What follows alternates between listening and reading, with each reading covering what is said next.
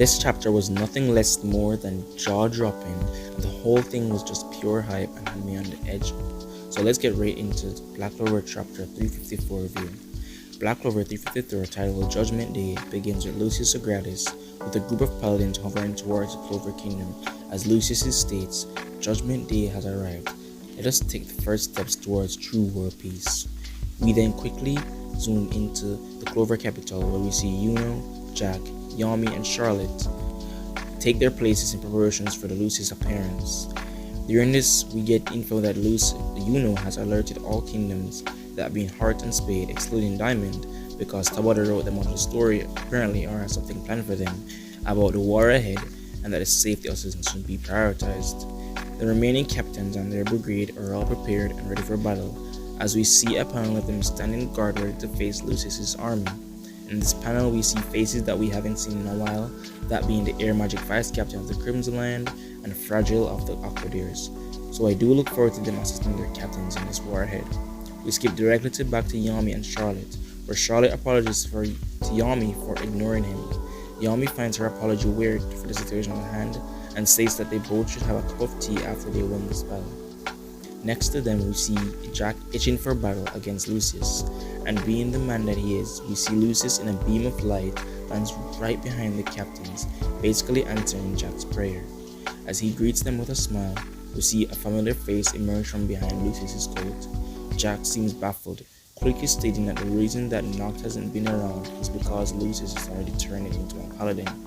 But before he could even take a step towards them, he gets speed blitzed by no other than Morgan Foss.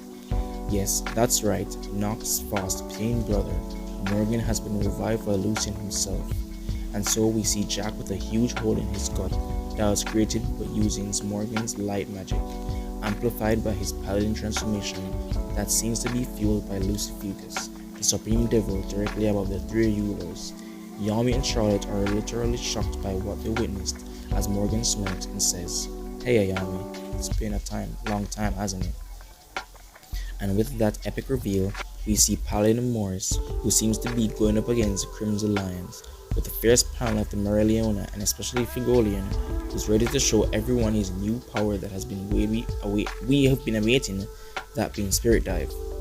Being the opposite of the Vermilions, we see the Silver, with a look of disbelief on their faces, for the Paladin that confronted them in the death is their dead mother, Aesir Silver, who states that they never had thought she would have ended up having to fight her own children. During her appearance, we see her transformed and ready to unalive her children for the sake of world peace. We then see rays of light coming from above that capture the eyes of this little boy that alerts the crowd that angels are in the sky. With that, the chapter is brought to a close with the beautiful spreads of the clouds being filled with angel-like beings, most likely paladins that its creators created, ending with a menacing panel of Lucius as he commences the war. Black Clover 354 is something spectacular, something that we haven't got in a while, and I enjoyed this chapter. I give it a 9.5 out of 10. Wait, actually no, 10 out of 10. For it had cool moments. It gave us characters that we have been awaiting. It gave us a great kick into the war, where we see Jax get instantly pierced. It means that Lucius means business, and I'm hyped for what's coming next. So stay tuned, subscribe for more Black Clover content, and we will cover the next chapters and spoilers ahead. Peace out.